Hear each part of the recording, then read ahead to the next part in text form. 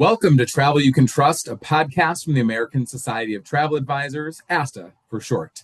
I'm Mike Shoddy, Vice President of Membership Marketing and Communications for ASTA, and usually joined by Alvin Adriano, our Director of Education. But as many of you can see if you're watching on video, and soon will hear, this is not Alvin. I am joined today by Margot Van Ness, our fantastic Director of Communications here at ASTA. Margot, welcome to the show.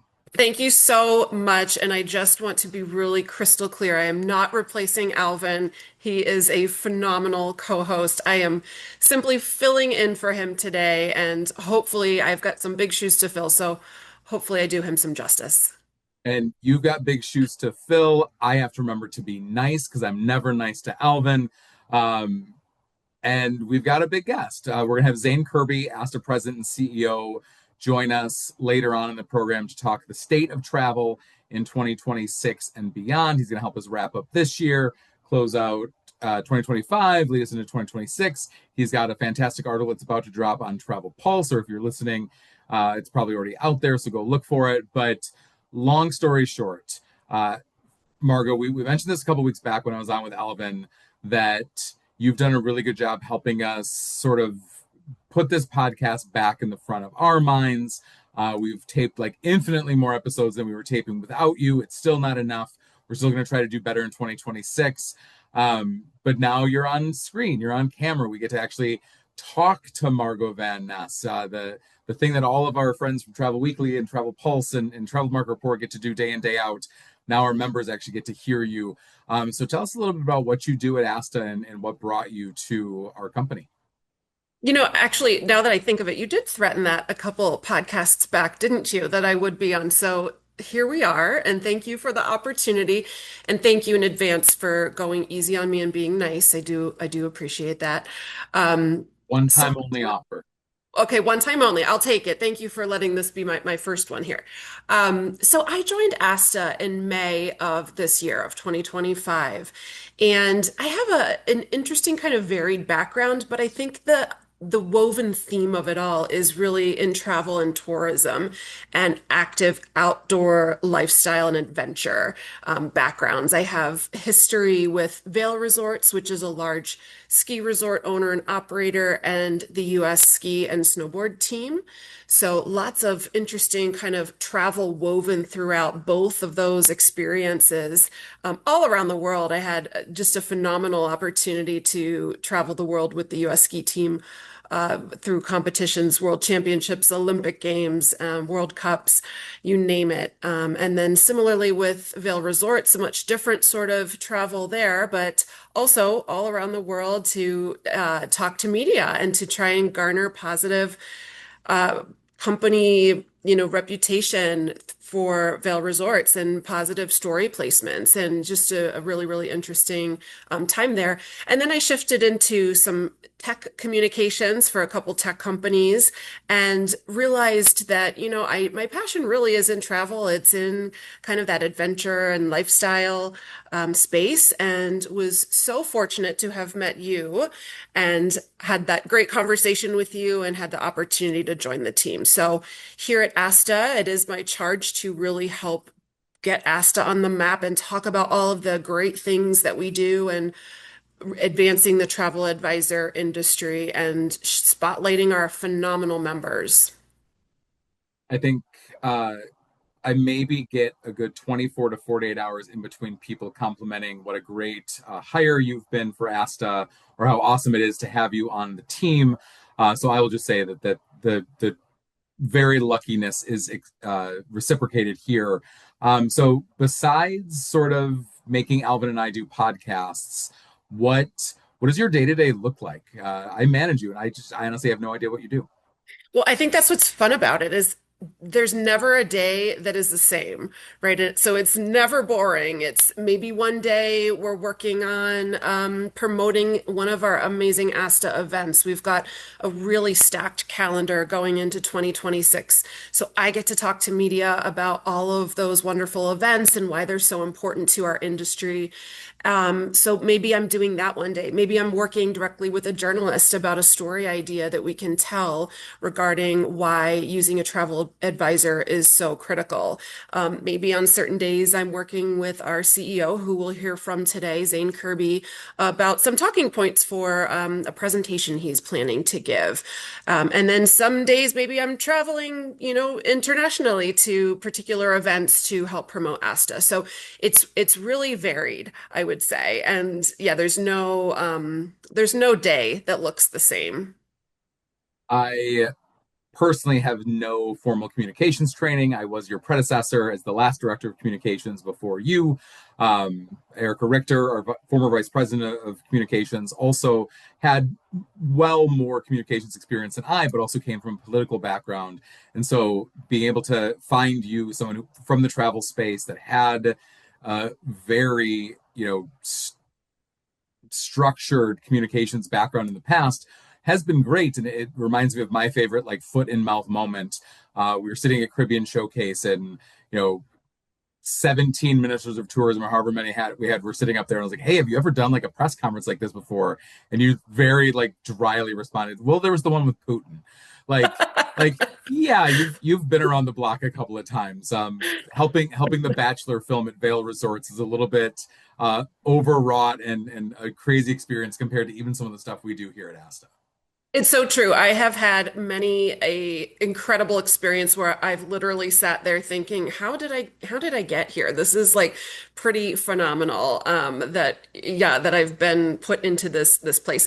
But those experiences and opportunities have certainly helped shape where I am today, and I'm so happy to be with ASTA and helping this organization drive the mission. I think it's so critical and it's so important. And I think we'll probably hear Zane today talk about how travel is so essential and it's core to every human's kind of wanting, right, just to get out there and travel, and it's an expectation. And so yeah, it's a great organization to be a part of.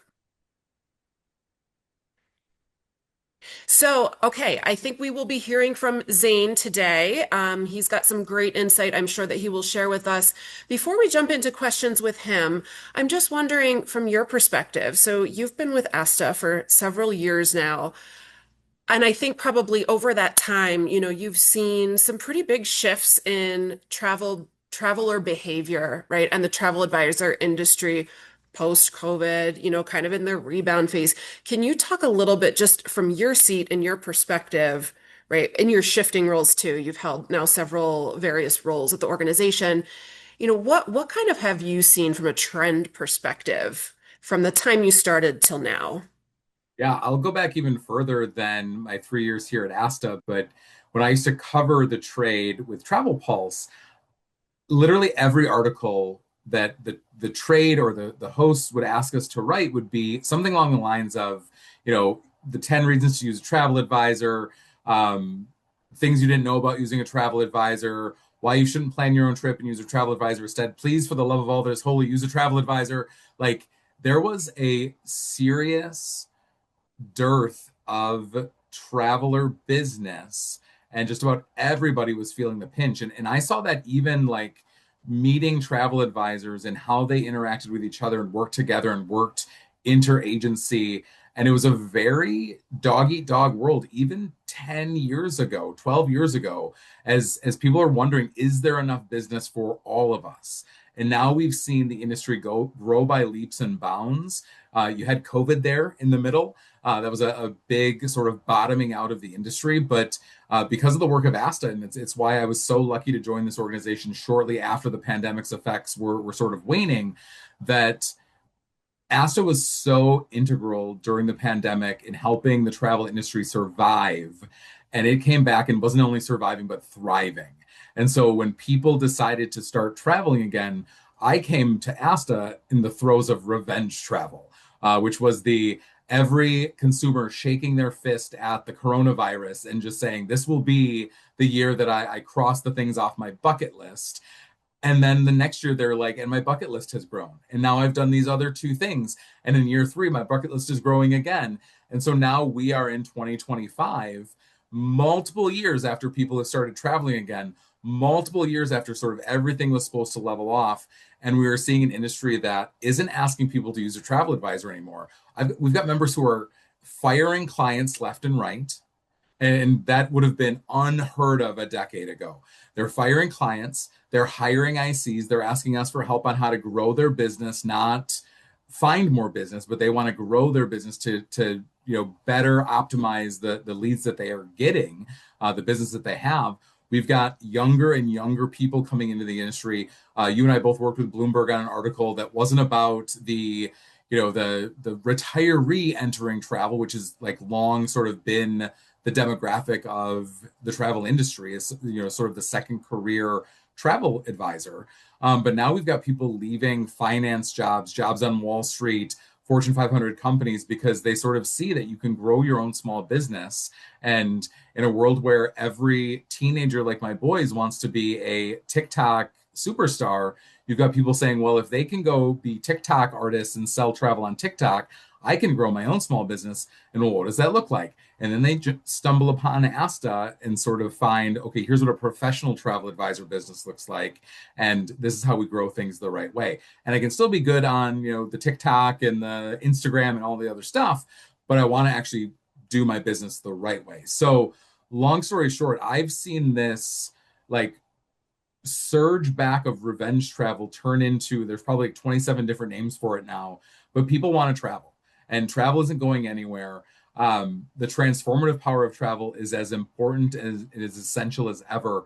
I just spent 10 days in Eastern Europe with 30 of our VTAs on an Amur Waterways river cruise vessel. And it was a great trip.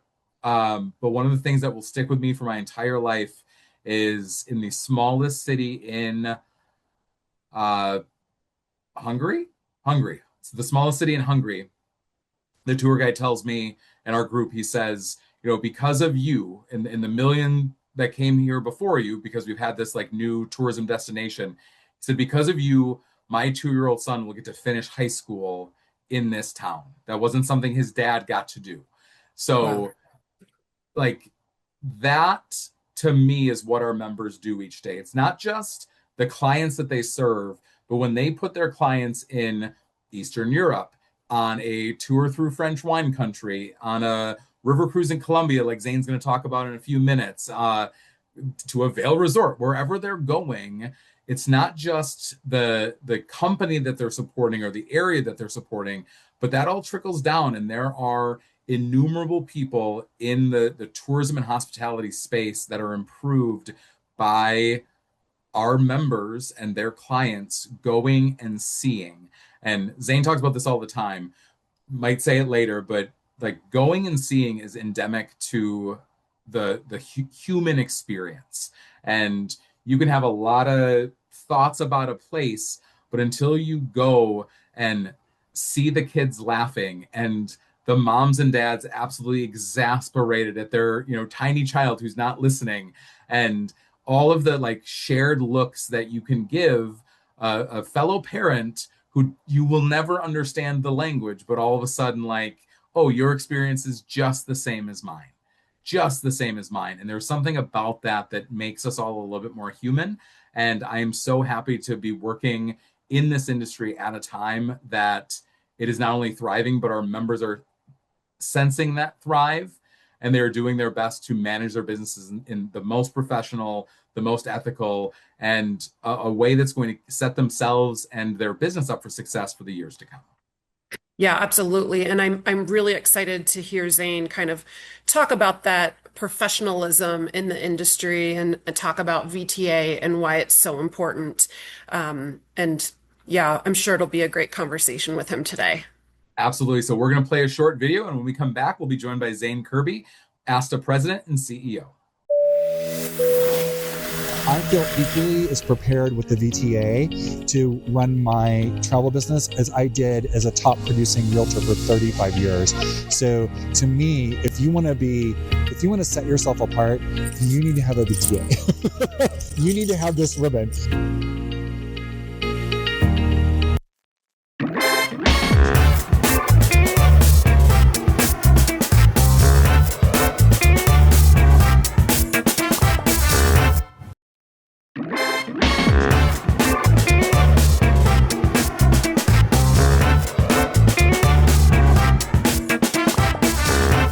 Welcome back to Travel You Can Trust, an ASTA podcast.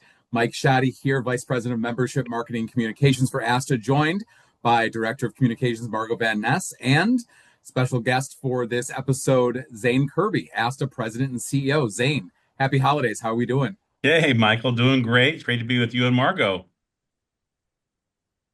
So, Zane, we wanted to talk to you just about a variety of topics. You've been a guest on the podcast with Alvin and I before, but with 2025 wrapping up, we wanted to ask you some things about how life has been in the travel industry and ASTA for 2025 and leading into 2026, what might be ahead. So I'm going to start with that as just sort of an introductory question. How did things go in 2025? What's the state of the industry like right now? Yeah, I would say, just as you know, my inbox is a sort of a nerve center for travel advisor pain. And when things reach me, it's usually because people are rather upset. And I will say that honestly, throughout the year, there's been so little pain expressed. And everywhere I go to a lot of consortia and host meetings, and obviously chapter meetings, all of ASIS meetings. I meet with advisors probably every week of the year. Even went on vacation a couple of weeks ago on a river cruise ship in South America, and three advisors were there. And so the fun sort of romantic dinners I was supposed to have with my wife turned into strategy sessions on what ASTA can do better for travel advisors. So I have that to look forward to almost everywhere I go. But anyway, the pain out there is pretty low, and because the business out there is doing really, really well. So many Americans feel like travel is a right, not a privilege. More and more Americans are leaving our shore every year, despite all the tremendous sort of either geopolitical or weather or other kinds of challenges that you face, strikes and labor unrest and geopolitical posturing. There's so many things that the price of oil, everything affects travel. But the reality is that people have just brushed all that aside, and they just want to get out and see the world. And that's where our members come in, and they make dreams and memories magical, and they really help people wring out a great value for the dollar that they spend when they're out there traveling. So the industry has done really, really well this year, and I think if you all the things that I read, all the tea leaves I read, and all the member interaction I have says that 2026 is going to gear up to be even better than 25. That's great. And Zane, you've said that if 2025 proved our resilience, that 2026 will test our imagination. And I love that line. Can you talk a little more about what that means for ASTA and the industry and the advisor community? Yeah, I think that, look, more the AI machines that are learning and pretending like they're great travel advisors, and obviously online technology tools are getting more sophisticated. So what people really want is something unique, something powerful, something individual, and that's where a travel advisor comes in. Our members, they put the little extra special touches on every trip to make people really feel special and feel unique and feel like they're getting something that you can't really Google and you can't find and you don't really know about.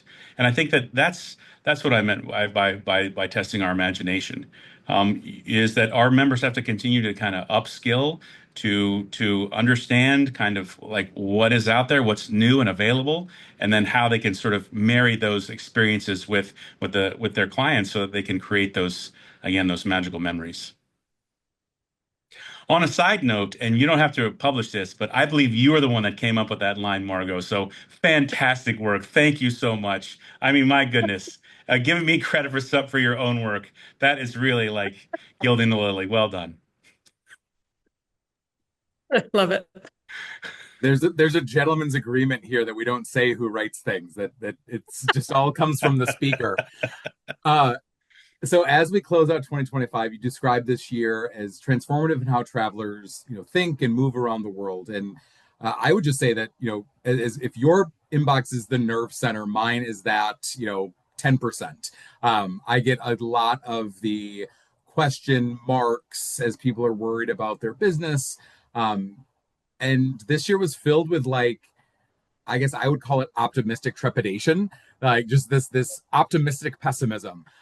But what are some of the moments and shifts of the past year that stand out the most to you that really changed the way that we think and travel? I don't know if I could point to any one thing, Michael and Margot, but I will say that certainly the aggressive nature of tariffs that sort of came on the scene earlier in the year, and we were really nervous. We were really nervous about how Americans would be viewed abroad, if they would feel welcome overseas, and if that would, affect the travel demand that certainly has been on the rise here in the United States. Um, and again the geopolitical posturing throughout the year. And I know that has affected inbound travel into the United States. I mean, we're members of the United States Travel Association, and I don't envy them their job. But I will just say that despite what headwinds have come, the U.S. traveler has just waved them all off, and has decided that they might cut back in other parts of their life or other types of spend, but they're just going to keep traveling, and that I think is what's really, I think, encouraging to me, is that despite what the headlines were, it may, and I want to be fair, the sort of recovery and travel's ascent hasn't been completely even. Not everyone is doing well all the time, but I will say that people may have changed where they went, but they didn't change the fact that they went. It didn't deter them from traveling. And regardless of what it was, I think that's what kind of one of the big sort of takeaways from the year for me was. And I was kind of nervous. I listened to a lot of the hospitality CEOs on talk throughout the year, and they get challenged pretty. I think. Strenuously by their interlocutors on CNBC, and they say, "Hey, isn't this going to affect travel?" And most of them, I thought, were putting a brave face on it, but the reality is that they were telling the truth. I mean, I'm going to New York next week, and I'm staying at the Fairfield Inn for an exorbitant amount of money. Thankfully, I will be there for one night on ASTA Business. So I guess that's one thing that surprised me. The other thing that surprised me is something that is really that we've walked past in I guess, in our dealings for a long time, and that's the sort of lag between when our members do work and when they get paid, particularly by their hotel commissions, and largely from overseas independent hoteliers. This has been a problem for a really long time, and I think it's really a shame that our members have to not only do the work and then wait for the person to travel and wait for them to check out and wait for them to pay their bill. But then they have to wait several months after that in order to get paid, and sometimes have to keep resubmitting and submitting paperwork in order to be paid a modest commission. And so, one of the things that I'm really proud about this year at ASTA is that we launched the slow and no pay hotelier initiative on our website. And I know there's an initial flurry of activity there of ASTA members who have reported not receiving commissions. Some of them, sometimes they've been waiting for more than 6 or 7 months to be paid. Again, these modest commissions. But now that ASTA is intervening on their behalf, some of these cases are getting cleared really fast, and I'm proud of that work that we're doing. I know our members are appreciative of it, and they wrote me and told me so. But I look for that to expand, for ASTA to really lean into as our role as industry advocate, even with other industry partners. And I think that people can be well intentioned, but sometimes when there's a dispute, it's important to know that your trade association has your back. And we're certainly really proud to carry that flag forward and make sure that our members are being paid promptly and fairly for the work that they do. There were just a lot of sound bites there, Zane, and I want to follow up on a couple of them. First, on that one, ASTA's slow and no pay supplier initiative, as you mentioned, has had some, early impact. We've seen our people getting paid from people they didn't think they were going to ever pay them, simply because we wag our finger.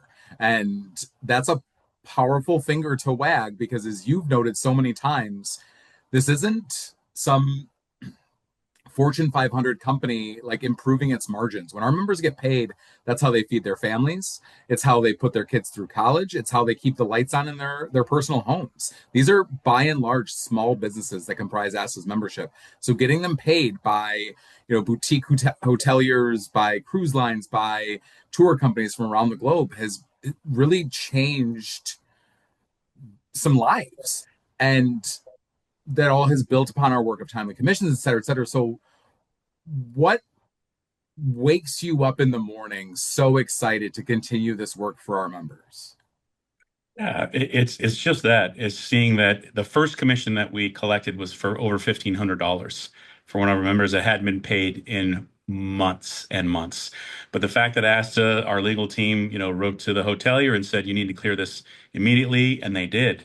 That is really, really satisfying, Michael. And I know you and our whole team shares in that satisfaction. Because to your point, I mean, our members are primarily small women-owned businesses, and a lot of people then work from home, and they work long hours, and they work late into the night, and they work, almost some of them 24 hours a day. I mean, just in terms of being available to their clients. No one works 24 hours a day, but they are available at all hours of the day and night to just make sure that people are cared for when they're on the road, that they can anticipate service disruptions, and that they can make other plans and make sure that their travel is seamless for their customers. And so when you think about that person not getting paid for 6 months for work that they did already, it's offensive. And so what gets me up in the morning is I hope we can really change not only these individual cases, we can change the whole model of remuneration in our industry so that we can bring those payments closer to the time when the work is actually done. You and I get paychecks every 2 weeks, and I never take that for granted. But I want our members to feel like we understand their pain and we want to do something about it. I want to ask one more quick follow-up on the tariff remark that you made earlier, because you mentioned being overseas on a river cruise in South America. At the same time, I was with about 30 of my closest VTA friends in Eastern Europe. Um, we both traveled about as much as anyone in the travel industry. We're constantly on planes. I think Delta's redesigning their seat just to sort of fit one of us, if not both of us. Um, did you feel when you were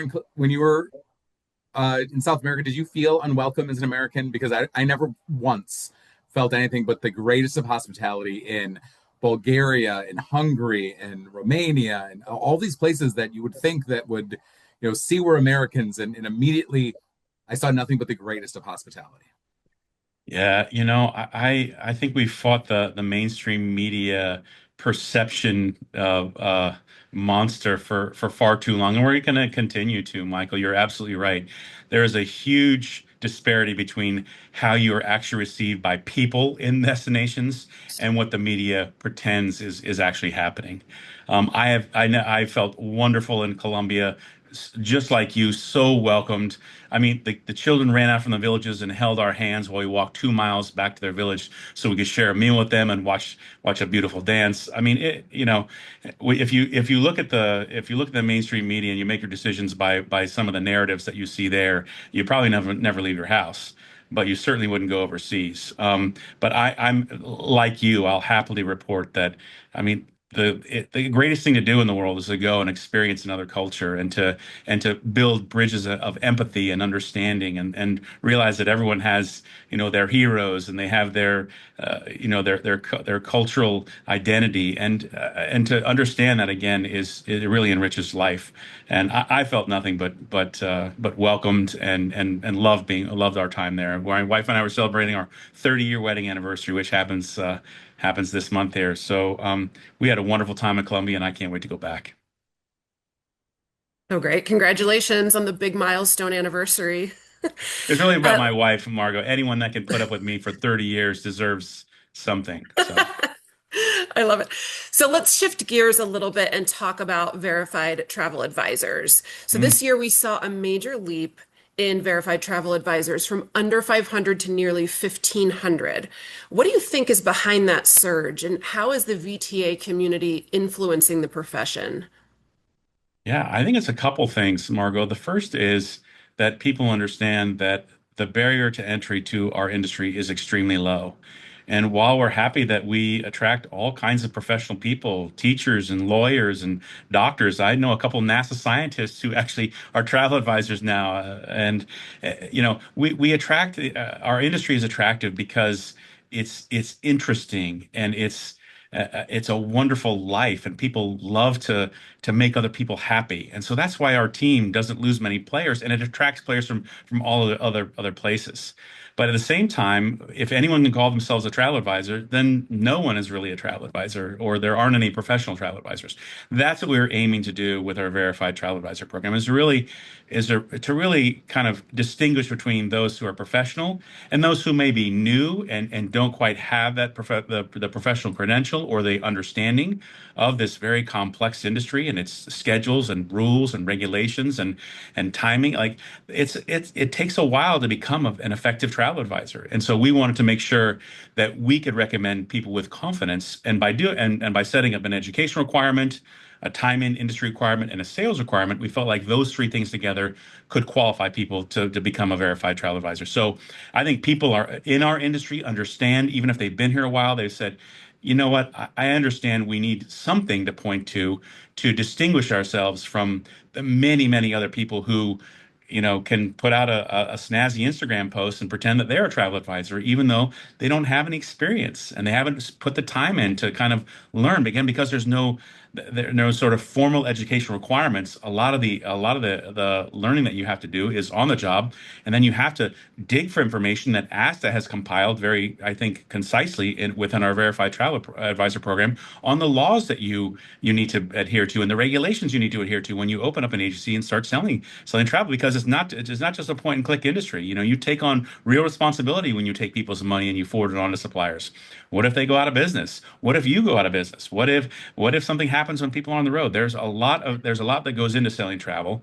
And so, unfortunately, depending on how you look at it, the government has kind of left the profession alone. So we had to step in and set real industry educational and vocational requirements. And we did so with the VTA. And I think that, again, people inside industry have noticed that. And then we have, I think, done a pretty good job, not as good a job as I want, but we certainly started well by launching verivacation.com earlier this year, which means that, we promote to the traveling public.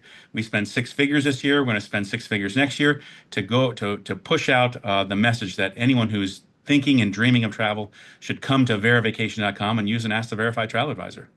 So those connection points, like feeding our VTA members, new leads, qualified leads, and people who are actually wanting to travel and are interested in talking to them. I think that's also a big reason why we've gone from, just under 500 to almost 1,500 this year so far. And hopefully, and I hope, we have 22,000 members. I hope by the end of next year we'll have at least 21,500 VTAs. We'll see. We talk all the time about bad actors, Zane, like the separation of, the it takes more time and energy to cut hair in the state of Virginia than it does to sell a $20,000 safari vacation. But I also think of some of our members. You mentioned earlier about how brisk businesses, how much our members are seeing their businesses grow by leaps and bounds. And I think of people who have reported they've come to our River Cruise Expo dreaming of selling their first river cruise, and then next year they've sold 300,000, 400,000 river cruises. They're like literally changing the industry based on their sales volume alone. And then they take our VTA course, and they are gobsmacked by how little their own business that has grown by leaps and bounds is protected. And I think there's even something to be said about the well-meaning people out there that don't know what they don't know. Yeah, I think that's exactly right. A lot of the people who have taken the VTA course said, "Well, I feel like I have a law degree in travel now, and I didn't know I needed one." But to your point, what you don't know can hurt you, unfortunately. And a lot of our members, some of our members, not a lot, thankfully, but some have been sued. Some don't understand the duty of care that they owe their clients. Some of those very nuanced regulations that of when they need to disclose information and at what point of the sale, and then what they actually owe their clients. Yeah, those things are important to know. And unless you kind of dig in and understand the case law, unless you kind of dig in and understand the ethical obligations that you have and some of the situations you can find yourself in, you can buzz along for a long time, like you're saying, without actually noticing. But then, when the speed bump comes, it can jar the car. And so what we want to make sure that people understand those things, that they can avoid making mistakes that could be, honestly fatal to their business. So that's what the VTA training is all about. And again, really proud of the work that Peter Labasso, our chief legal counsel, has done in putting the courses together. He teaches them regularly at our events, and he's even been out about. I think he had an invitation to go to the Dominican Republic to one of our host groups that wanted him to come down and teach the VTA fast track there. So anyone that wants to host an event in the Dominican Republic, I'm sure Peter will be glad to come down and teach his VTA course to you too. Okay, let's talk advocacy. I'm the newbie here at ASTA, but I'm so impressed all the time by the work we do in Washington, D.C. and in the states around the country. ASTA does so much, right? But why is advocacy at the core of who we are and why we clock in every day? Yeah, Margo, I think it's because no one else wants to do it. No, no. I think it's because it's so hard. You know that moving public policy in any direction. I mean, we have, our founding fathers. They were terrified of tyranny, even the tyranny of the majority, and so they put this system together, and it mainly it's just so grinding. It's so hard to get anything done in a democracy. But that's the job. That's the job we have, is to make sure that our members' businesses are protected by public policy and that we can affect public policy to our members' advantage wherever we can. And that means we have to maintain relationships with 435 members of the House of Representatives and 100 senators, and you have to keep tabs on them all the time and try to persuade them to help protect the many small businesses that are in their district that they might not know about because they're toiling in anonymity. Largely, our members, we don't have big buildings with travel advisor names on the outside of them that people walk past and go, "Oh yeah, I know that business." So our members of Congress are no different in that regard than many other people out there. They need to be reminded that travel advisors are out there and they're doing brisk business.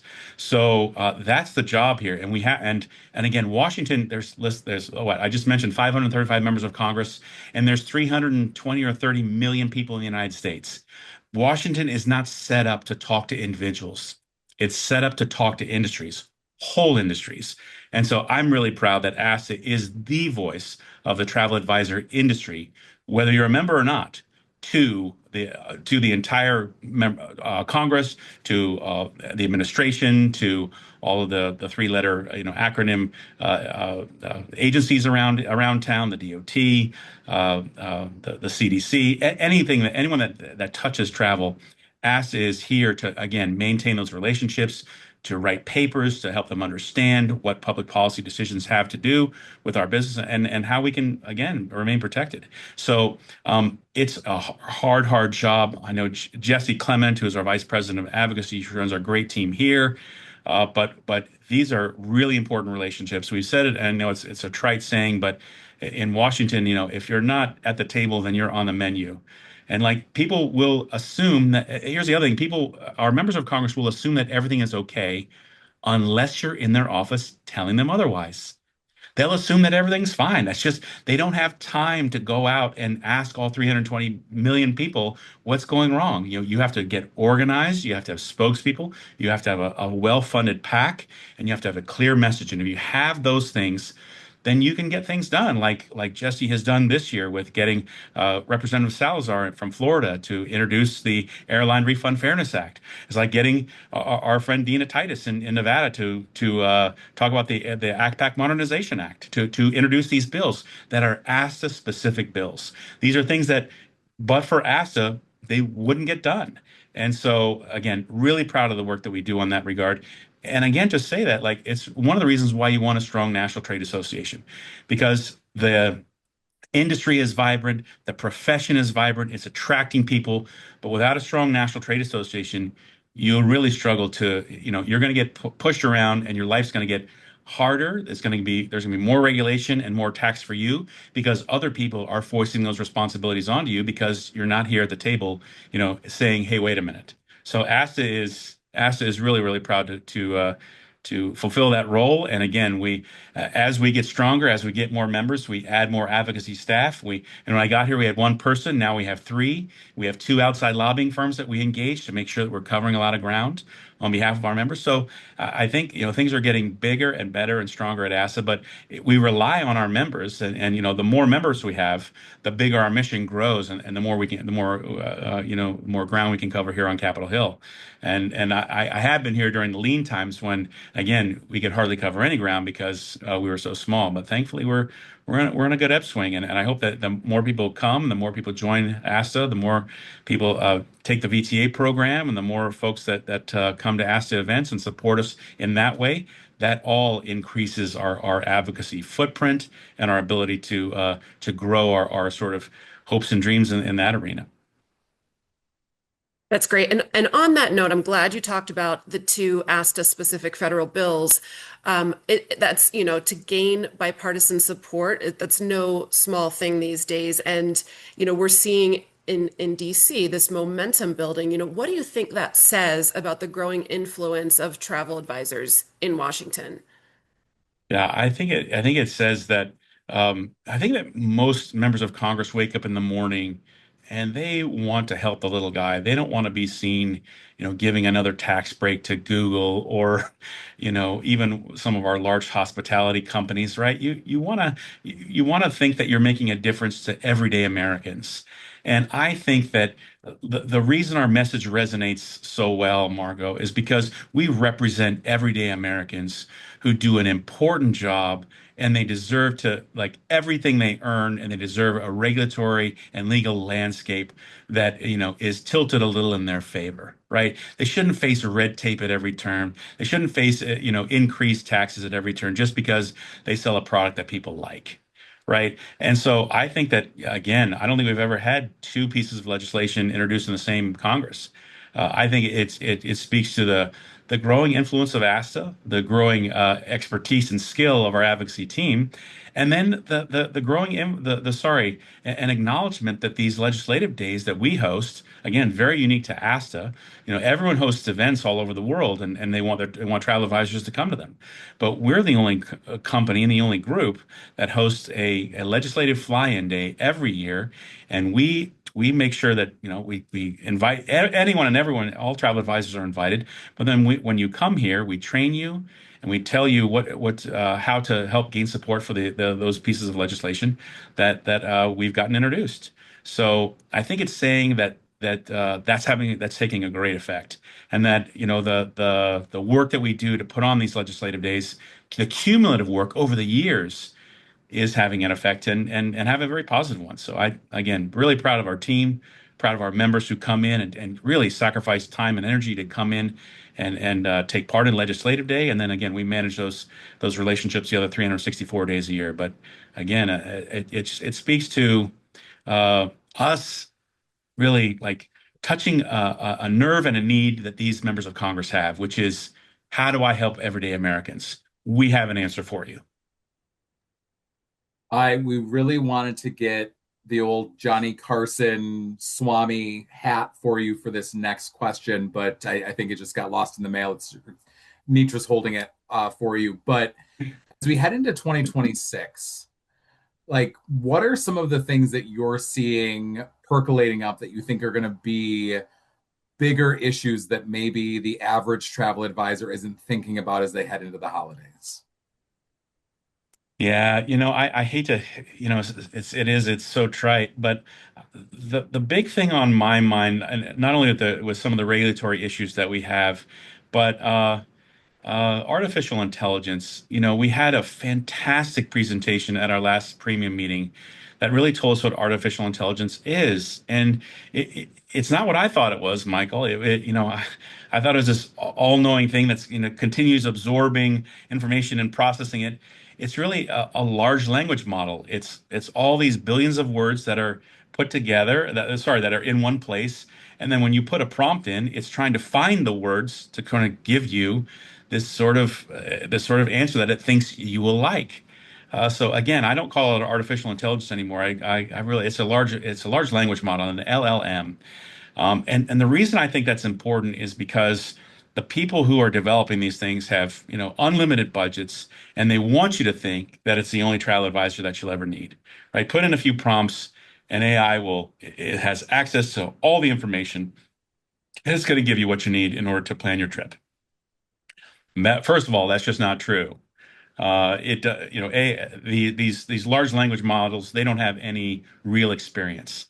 And so while they might have access to words, and try to put those words in an order that will then, be pleasing or satisfying to you, it really, and it has access to some imagination.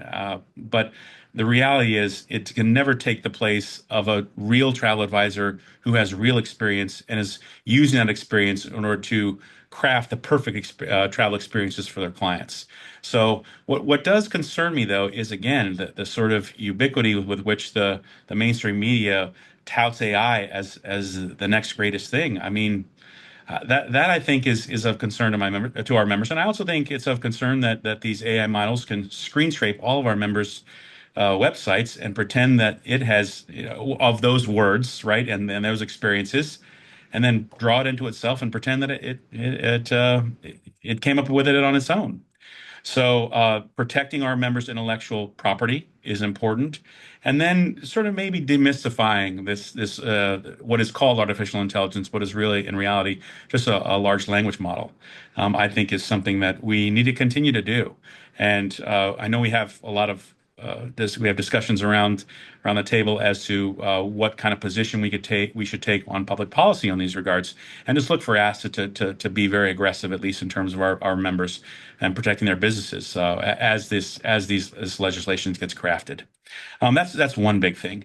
The second thing is, again, and I think it's what Margot and I chatted about a little earlier. It's that our members need to continue to gain skills, to gain understanding, to sharpen their sword, to attend events around the world, to understand what's new, to really keep their ear to the ground, and so that they can match their clients with these kind of perfect, unique experiences. That doesn't come easy and it doesn't come cheap. But I can tell you, I know the difference. Just from talking to you, I know the difference between a qualified travel advisor and someone who's faking it or someone who does not know. We were sitting the other night again at one of my romantic dinners, and one of the members said, "Tell me about travel insurance." And luckily, we were sitting there with Ted, who's our Upper Midwest chapter president.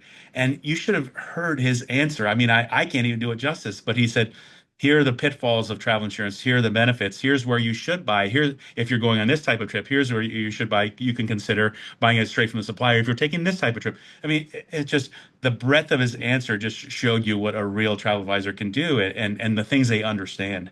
And I think that again, once we make connections with consumers, once our members do, the especially our verified travel advisor members, they know so much more than you, and it becomes apparent to you very quickly. And so you realize, I want to work with an expert. I want to work with someone with this expertise, and they're going to benefit from doing so. So I think upscaling is again, it's a tough answer. It's an expensive answer, but I think that the alternative is even more expensive because you're going to lose clients and you're going to lose business. So yeah, those two things: AI, intellectual property that's at risk there, and then obviously continuing to kind of expand the breadth of things that you know in this industry and things that you're able to sell with confidence. So, and to sort of punctuate this, what message do you want to leave travel advisors with heading into 2026 about the opportunities ahead? Yeah, I would say that the field is white, and it's really, I mean, for those who have upskilled, for those who are verified travel advisors, I think the future is extremely bright. I think 2026 is going to be will be a fantastic year for travel. It's already shaping up that way. Again, for those people who take this profession seriously and who, we obviously love those who support the National Trade Association. That allows us to speak with one voice. That allows us to help provide educational opportunities, meaningful educational opportunities, to Michael's point earlier, that allow our members to feel more confident about a specific type of travel or place that people want to travel to, like the Caribbean or like river cruising. But when you go and know yourself, and when you establish local connections, and when you upskill, when you have these experiences yourself, and then you're able to go home and recommend them with confidence, people know it makes a difference. And so Yeah, I think for me, I love this industry, and I think that the travel industry again, it's just become such a right instead of a privilege. And uh, so for our members, the ones who are out there, when they add value to every trip, which they do, that's when I think the magic happens, and when all of our businesses get better and grow. We're going to do a little bit of a job, I hope, in terms of promoting the value of working with a verified travel advisor. That's what you can look for in 2026. And again, I think you're going to look at you'll see ASTA moving very forcefully on behalf of the industry. So if you find yourself in trouble with a particular supplier, or you have a debit memo from ARC that's really troubling that you're disputing, send that to ASTA. We can help. If you have a challenge with a hotelier in Europe that won't pay you after 3 or 4 months and owes you money, legally owes you money, hey, call ASTA. We can help. And then obviously, if you're interested in learning about a place in the world, or you're interested in sharpening your skills, you can do that at the Travel Advisor Conference in San Diego. You can do it at our Caribbean Showcase. You can do it at our premium meeting. You can do it at the River Cruise Expo, and you could look for other places where ASTA is going to be to kind of help you to get better at selling and to get better at become a more effective travel advisor in your own right. So I think, I'd leave you. That's a lot, Margot, but I think leaving with you, I think the field is really white, and I'm and again ready to harvest, and super excited for the opportunities that are out there for people, because the thirst for travel just continues to grow, and people, just want these great, unique experiences, and that's exactly what our members provide. Well, thank you so much, Zane. I get about 27,000 requests each day for you to come to a chapter event. Margot gets just about that same amount from our travel trade partners. This is why everyone wants to talk to you, because you're such a wealth of knowledge. And every one of those people will now reach out and get mad at us because we had you instead of them. I also want to start talking to you about getting that sweater into the Asta swag shop. That's a nice looking sweater for this holiday broadcast. Better With than the that, sweater is the old Asta logo that the shirt I that's wear. This is now we vintage Asta. I didn't even now, plan that. This is right. now we've shamed Margot because she's not wearing Asta swag on camera. Come on, Margot. All right. Thank you Next so much, time. Zane. We will let you get back to work. Thanks so much. Thanks, Michael. Thanks, Margot. Great being with you. Thank you.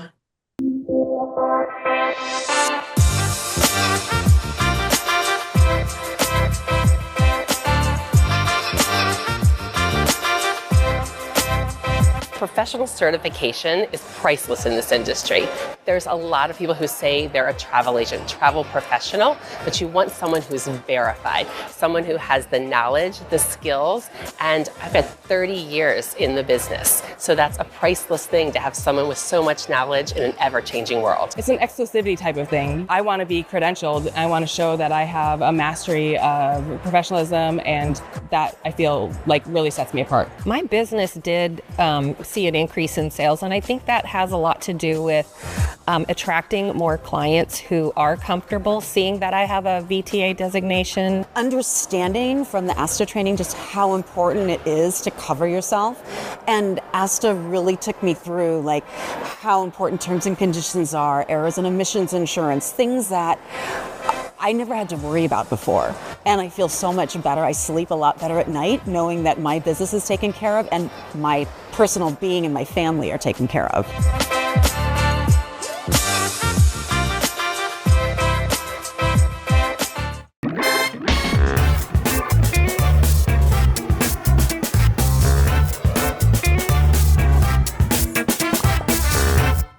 That was an absolutely phenomenal conversation with Zane. So thank you to Zane. Margot, it's always a pleasure to spend time with you. We don't do it enough. That's a lie. We literally talk every day. But doing so on Zoom with Zane isn't necessarily an everyday occurrence. So thanks to Margot for pinch hitting for Alvin. Please, if you enjoyed this content, subscribe at whatever podcast catcher you're listening to or on YouTube. Share with your friends, share with your community, share with your travel advisor peers. If you know someone who's on the fence about ASTA membership or their VTA, share this with them. Hopefully something in this triggers them or just helps them improve something about their business. So for Zane, for Margot, for Alvin, who just skipped out of Dodge today, for all of them, Mike Shoddy here signing off. Thank you so much.